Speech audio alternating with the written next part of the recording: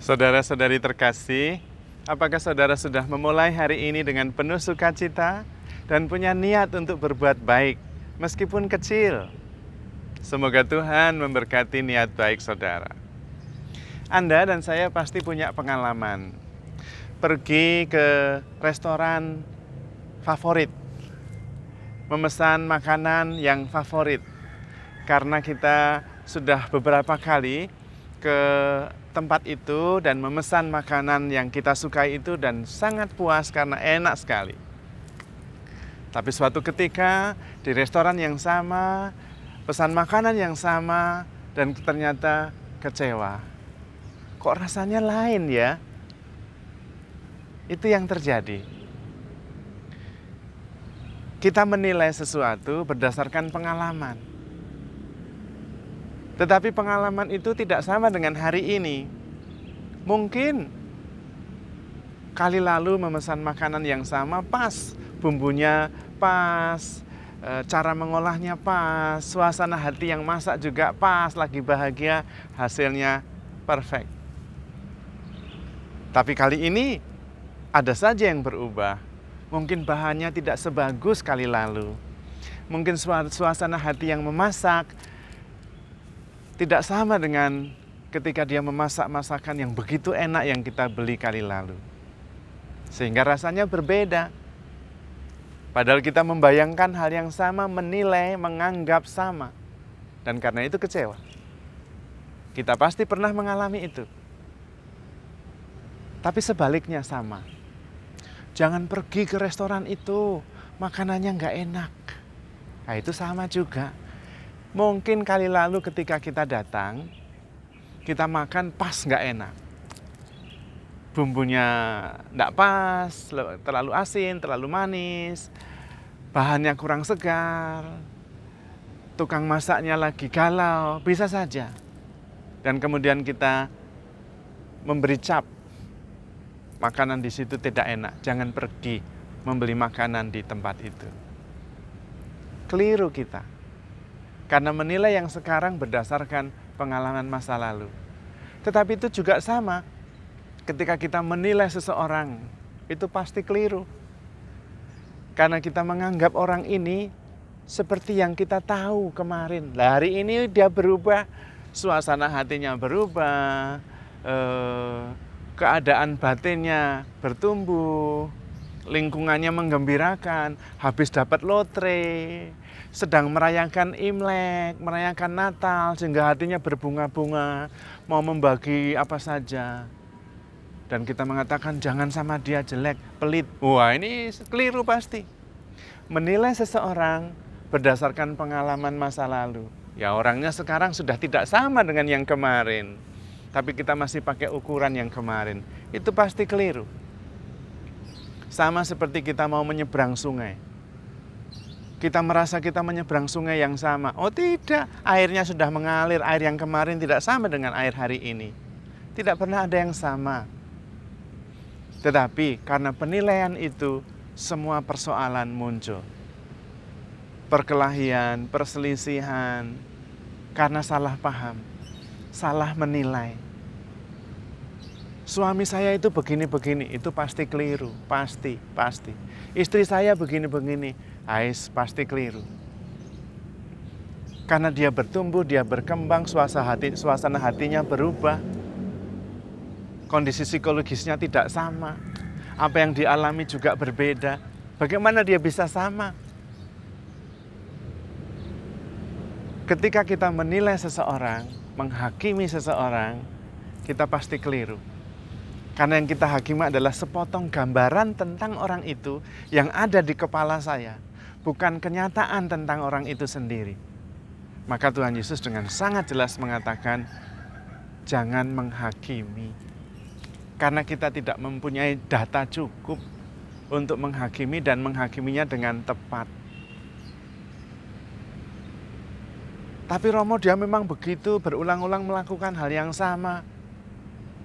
Karena kita sudah menempelkan cap bahwa dia begitu, maka itu yang muncul.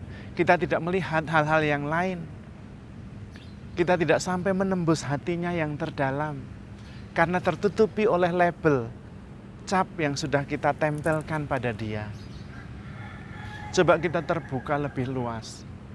Kita kemudian bisa menyadari, oh baru tahu saya, ternyata dia begitu.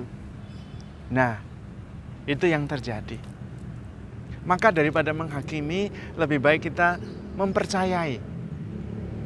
Mempercayai bahwa seseorang itu pasti baik. Hanya kita tidak tahu secara penuh, utuh. Dan karena itu lebih baik saya terus-menerus belajar mengenal dia lebih dalam. Dan karena semuanya itu ada di sini, pikiran saya, maka lebih baik saya yang mengubah mindset saya. Dan kemudian lebih baik hidup secara spontan. Sehingga kesegaran, kehidupan itu sungguh-sungguh mengalir secara alami, effortless, segar. Bukan sesuatu yang mekanis terus berulang. Termasuk terhadap saudara-saudari saya. Dia saat ini adalah dia saat ini. Saya saat ini adalah saya saat ini. Dengan segala macam ide, kesegaran, kebaruan yang tidak pernah bisa terprediksi dan diketahui. Atau dikurung dalam sebuah gambar yang kita tempelkan pada pribadi itu. Termasuk pada pribadi kita sendiri. Kesegaran, keterbukaan sepenuhnya.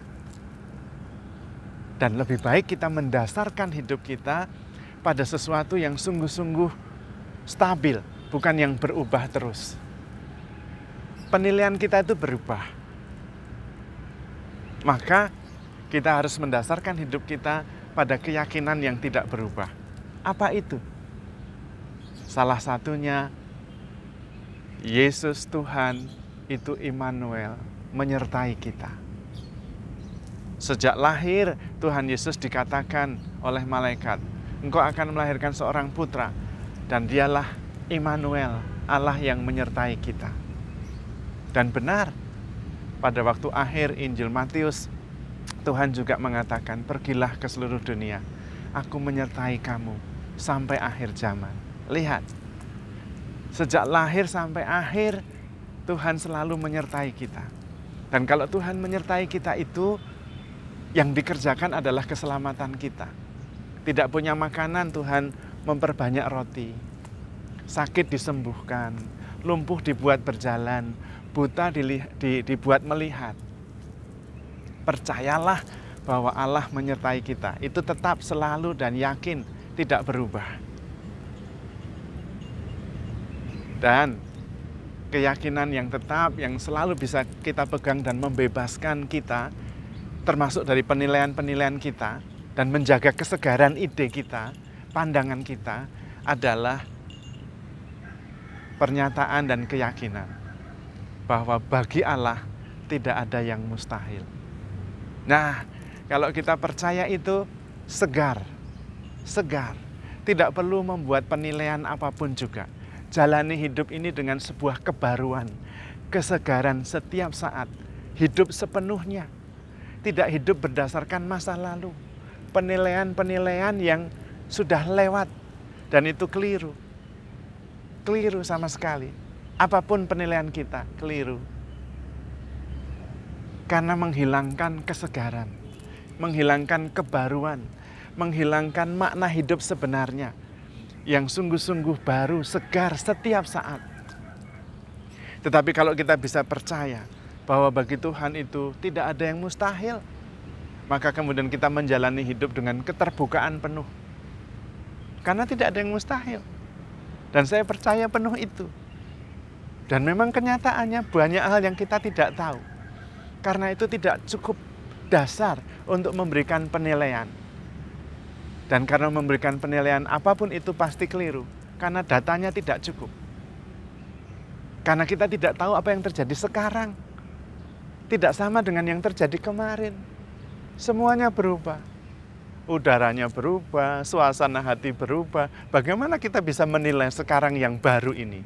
Kalau kita menilai sekarang yang baru ini berdasarkan data kemarin, kita kehilangan kebaruan. Dan kita terbelenggu oleh pikiran kita sendiri. Tidak melihat sesuatu yang baru yang sedang terjadi, yaitu hidup itu sendiri. Maka kita perlu berpegang pada keyakinan bahwa bagi Allah tidak ada yang mustahil. Itu yang pertama. Dan yang kedua, Tuhan selalu menyertai kita, Immanuel. Dan ketika Tuhan menyertai kita, dahulu, sekarang, selama-lamanya, maka kita tidak perlu khawatir dan takut. Karena ketika Tuhan menyertai kita, Tuhan mengerjakan segala mujizat. Dan karena itu tidak perlu menilai, menghakimi, biarkan hidup itu sungguh-sungguh hidup sepenuhnya. Menggarisbawahi kesegaran, kebaruan, yang membuat kita terus-menerus tertarik, antusias, dan berpengharapan. Karena itu Tuhan dalam kitab suci menceritakan melalui kitab Kejadian bahwa manusia jatuh pertama dalam dosa karena makan buah pengetahuan, sehingga mengetahui yang baik dan yang buruk, dan itu perkara dasar yang menyebabkan persoalan segala macam hal ada.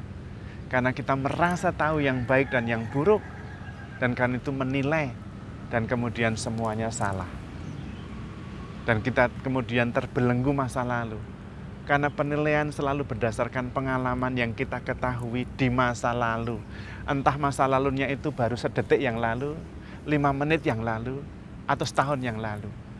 Dan yang sekarang sudah tidak sama sekali. Berubah karena kebaruan. Kita tidak pernah bisa menyeberangi sungai yang sama. Karena segalanya berubah. Maka hidup saat ini dengan keterbukaan penuh percaya bahwa bagi Allah tidak ada yang mustahil. Dan Tuhan menyertai kita dari awal sampai akhir. Kita tidak perlu membuat penilaian apa-apa. Hanya hidup sepenuhnya dengan segala harapan, kesegaran. Dan itu membebaskan. Ringan sekali hidup seperti itu. Tidak dikuasai oleh penilaian-penilaian yang sudah lewat dan berlalu. Kita sungguh-sungguh bisa hidup dan menghadapi kesegaran. Hidup sepenuhnya terbuka terhadap harapan yang selalu mengejutkan dalam hidup ini. Karena tidak ada yang mustahil bagi Tuhan. Dan Tuhan selalu menyertai kita. Maka kita serahkan seluruh hidup kita kepada Tuhan. Dan menghayati hidup ini dan menemukan segala kesegarannya. Yang membuat kita terus berpengharapan. Dan kemudian maju terus menerus. Untuk mengalami kasih Tuhan yang tak terbatas. Karena bagi Tuhan tidak ada yang mustahil dan Tuhan selalu menyertai kita sampai akhir zaman. Maka handle yourself with care because you are loved. Tuhan memberkati.